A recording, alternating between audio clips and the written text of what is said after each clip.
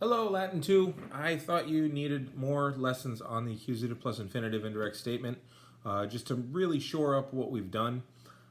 So last time I talked to you about just kind of the overall construction of it, and so I'm not going to get too into the weeds on that, but I'll try to keep things color-coded for you. This time I want to tell you about the different tenses that are involved as, again, a stopping point for you. You already know this, but it's good to have this now on video since we're doing this. By the way, nobody seemed to want to do the extra practice, or at least nobody sent it to me, so I trust that you're all doing well with that, and that's kind of how it's going to work. If I get nothing, I assume you're doing well. If I get stuff, then I can absolutely give you feedback. So I strongly recommend that you do the exercises that I mentioned in these videos. I will mention what exercises to do at the end of this video, so if you need to fast forward to the end because you already know this stuff, that's fine, probably the last 30 seconds.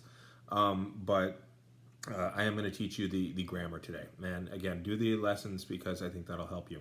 Also, I'm going to start reading translations out loud to you pretty soon. I'm going to get these lessons on board for you. I'm going to work on some stuff for Latin 1, and then we can go about doing the translations. And then as more grammar comes about, you'll start to see how it works. So I wanted to just kind of go over the accusative plus the infinitive for you. As you can see, the main verb sets the tone, like I said. The subject of the indirect statement is in the accusative, and the verb of the indirect statement is in the infinitive, okay?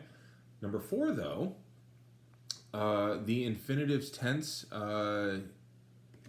it's all backwards for me. The infinitives tense matters. So if it's a perfect infinitive, it happens before the main verb.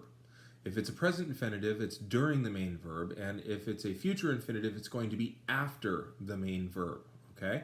So again, your main verb dictates the tone, okay? It tells us the tone that it's happening in. Is it happening now? You know, does Sextus know this? Did Sextus know this? Will Sextus know this? Does he hear this? Was he seeing this? That kind of thing. But the infinitive itself, its tense, will tell you when the indirect statement happened in relation to the main verb.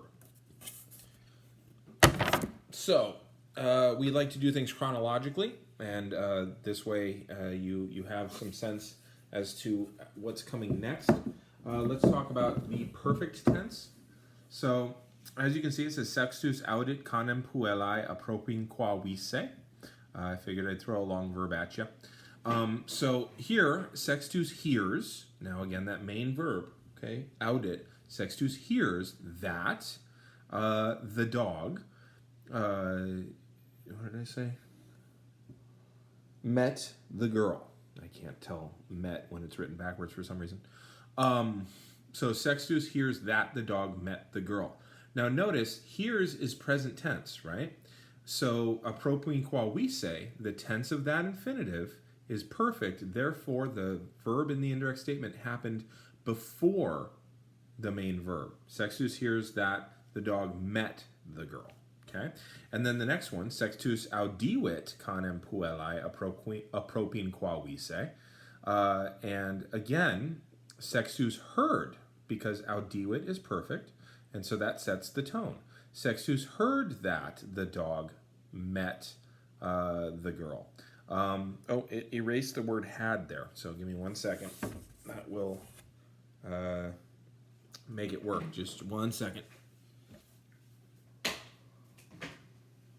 I really should have kept these markers out, but I apologize.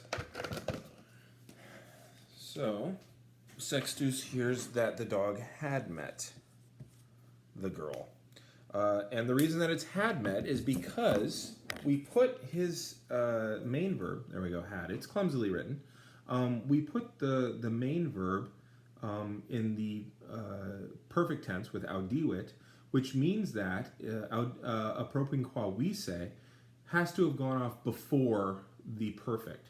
And the tense that goes off before the perfect is usually the pluperfect.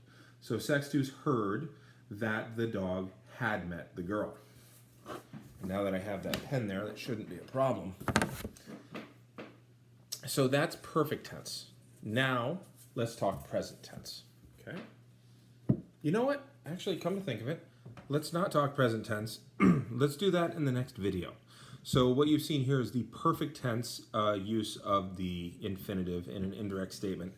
And I will just end up reviewing the same thing for you each time.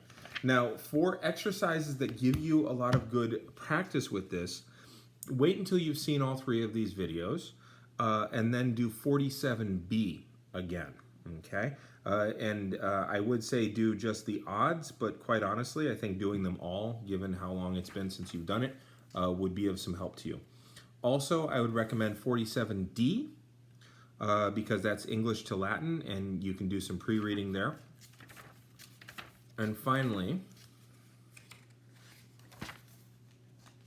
I would also encourage you to take a look at 48H. I think that would be a good one for you.